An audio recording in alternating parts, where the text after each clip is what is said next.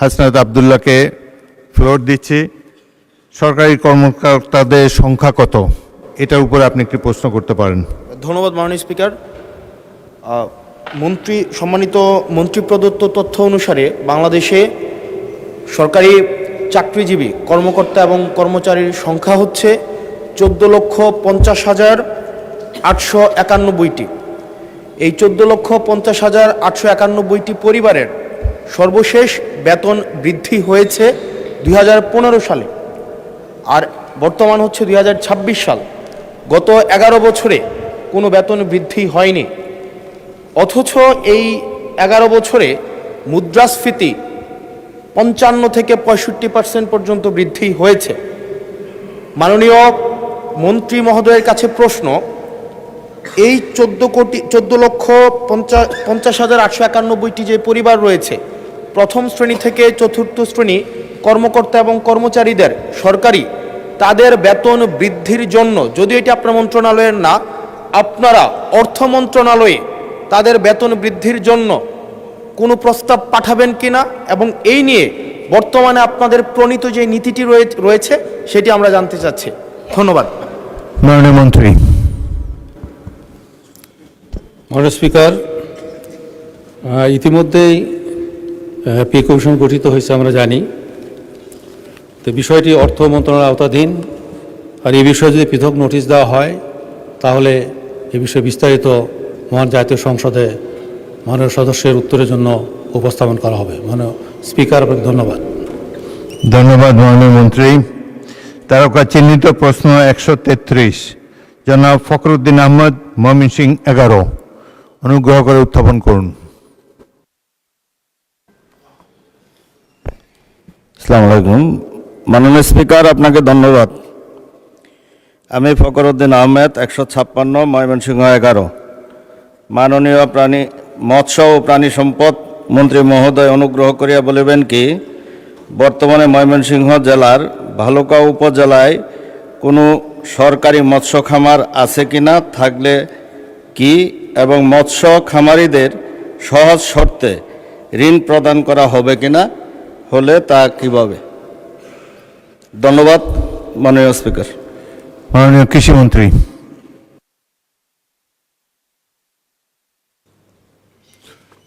ধন্যবাদ মাননীয় স্পিকার। মাননীয় স্পিকার, প্রথমে আমি ধন্যবাদ দিচ্ছি মাননীয় প্রধানমন্ত্রীকে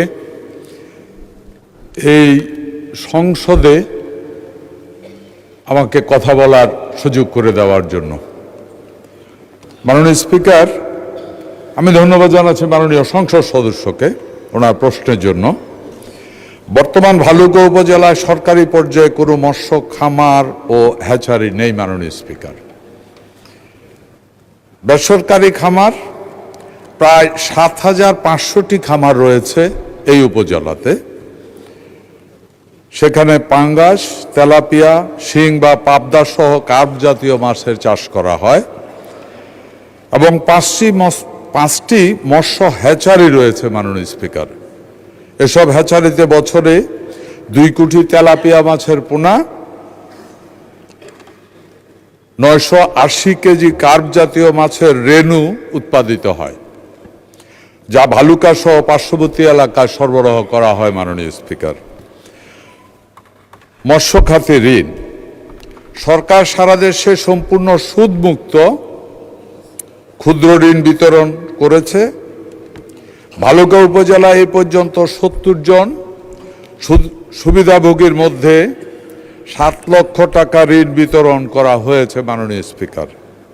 ভবিষ্যতে মৎস্য খামারিদের মধ্যে সহজ শর্তে ঋণ দানের কার্যক্রম জোরদার করার পরিকল্পনা এই সরকারের রয়েছে। ধন্যবাদ মাননীয় স্পিকার। ধন্যবাদ মাননীয় মন্ত্রী। জনাব ফখরুদ্দিন আহমদ, ময়মনসিংহ 11, একটি সম্পূরক প্রশ্ন করতে পারেন।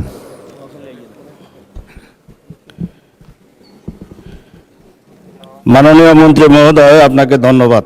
মাননীয় স্পিকার, আপনাকে ধন্যবাদ। আপনার মাধ্যমে আমি মাননীয় মৎস্য ও প্রাণী সম্পদ মন্ত্রী মহোদয়ের দৃষ্টি আকর্ষণ করছি। আমার নির্বাচনী এলাকা ময়মনসিংহ 11 ভালুকা শিল্প সমৃদ্ধ এলাকা হওয়ার পাশাপাশি বর্তমানে প্রাণী সম্পদ ও দুগ্ধ উৎপাদনে এক অপার সম্ভাবনার অঞ্চল হয়ে উঠেছে।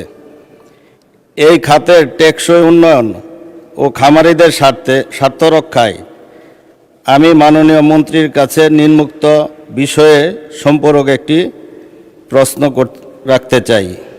বালুকার খামারিদের আধুনিক প্রশিক্ষণের জন্য একটি জাতীয় খামারি প্রশিক্ষণ ইনস্টিটিউট এবং গুণগত মান নিশ্চিতকরণে একটি রপ্তানিমুখী সরকারি মাংস ও দুগ্ধ প্রক্রিয়াজাতকরণ প্লান্ট স্থাপনের কোনো পরিকল্পনা সরকারের আছে কিনা?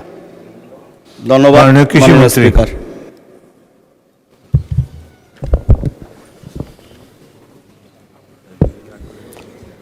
মাননীয় স্পিকার, আপনাকে ধন্যবাদ জানাচ্ছি মাননীয় সংসদ সদস্যকে। আমাকে যে প্রশ্নটি করা হয়েছিল, মূল প্রশ্নটি যেটা ছিল মাননীয় স্পিকার, এই প্রশ্ন ছিল মৎস্য খামার নিয়ে। এখানে দুগ্ধজাত বা প্রাণী সম্পদ সংক্রান্ত কোনো প্রশ্ন ছিল না। তারপরেও আমি যেটা বলতে পারি যে এই সরকার প্রাণী এবং মৎস্য এই দুই সেক্টরেই অনেক ইনভেস্টমেন্ট করার পরিকল্পনা আছে। বিভিন্ন জায়গায় যেখানে দুগ্ধ উৎপাদন হয় সেখানে যেন ফার্মার্স লেভেল সঠিক দাম পায়, এ কারণে বিভিন্ন ধরনের ব্যবস্থা গ্রহণ করা হচ্ছে। যেমন ওই এলাকাতে মার্কেট তৈরি, দুধের মার্কেট তৈরি, অথবা বিভিন্ন সমবায় সমিতি তৈরির মাধ্যমে খামারিরা যেন সঠিক মূল্য পায়, এ ধরনের ব্যবস্থা করা হয়েছে। এর থেকে অনেক বেশি এটার ব্যাপারে ওনার ওই ভালুকা এলাকাতে এই ব্যাপারে বিশেষ করে প্রাণী সম্পদ বা দুগ্ধ উৎপাদনের ব্যাপারে যদি উনি আরো ডিটেলস কিছু জানতে চান তাহলে আমাকে আবার যদি নোটিশ আকারে দেন তাহলে আমি ডিটেলস সব কিছু পরবর্তীতে ওনাকে লিখিতভাবে জানাবো ইনশাআল্লাহ। মাননীয় স্পিকার, ধন্যবাদ আপনাকে।